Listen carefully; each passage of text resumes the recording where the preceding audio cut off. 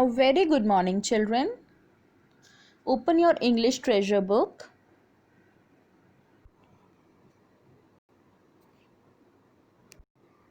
Today, we will finish our poem for athletes written by Shirley Dean Mitton, and we will also learn a message which our poetess Shirley Mitton is giving to all the sports person.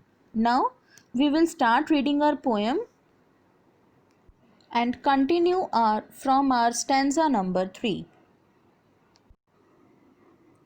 You are the little fellow's ideal. You are the little fellow's idol. You are the wisest of the wise. In his little mind about you, no suspicions ever rise. Now here, you are the little fellow's idol. Here the poetess Shirley is saying to sports persons that they are idols or role models of little fellows, which here means by their followers, their fans who like and admire their sports. You are the wisest of the wise. Here she means that whatever these players do, everyone follows them. So they have to be wisest of the wise. Means they have to be very, very careful, as everyone has belief that their role models are always correct and they will not do anything wrong. In his little mind about you, they have already set or assumed in their little mind that yes, this is my favorite player, he can't do anything wrong, I will do everything just like him. No suspicions ever rise. No second thought comes in the mind of these followers or these little minds of their fans. They are very much influenced by their favorite athletes. I hope I am clear with third stanza. Now we are moving towards our fourth stanza. There is a wide-eyed little fellow who believes you are always right, and his ears are always open as he watches day and night. Now here, there is a wide-eyed little fellow.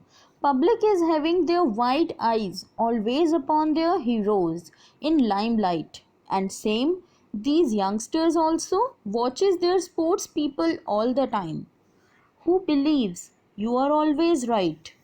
And these little herds also believe that they are always right, their sportsmen are always right, because these athletes are their idol, someone they looks up to and wants to imitate or copy all the time.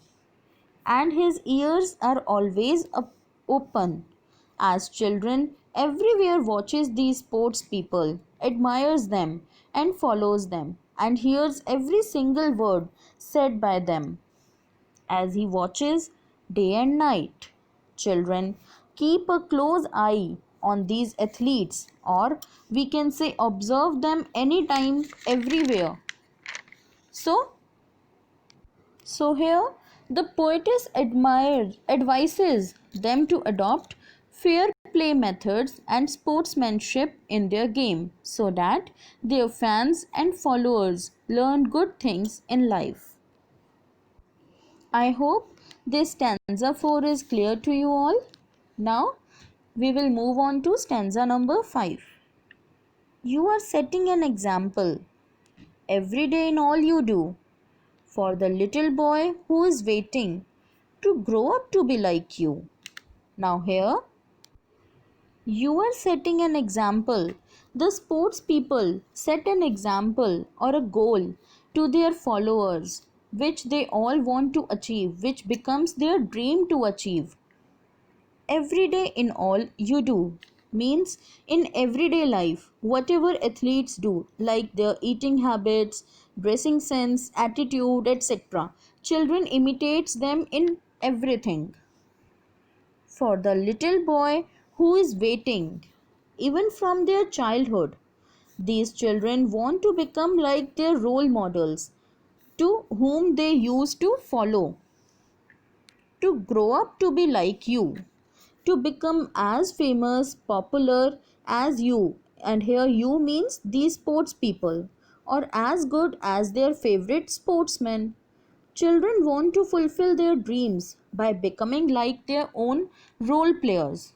So basically, here Shirley Mitten gives a message to all the sports people that athletes can impress upon children that games must be played fairly in the true spirit of sportsmanship.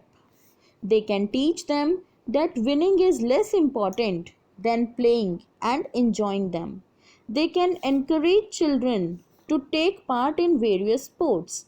This can be done by athletes paying visit to schools or even addressing them in talk shows, sending across words of wisdom and encouragement. So, now students, we come to an end of this poem. I hope you all have understood the meaning and message of the poem. Read it again from your English treasure book. If there is any doubt, you can contact me. Thank you, children.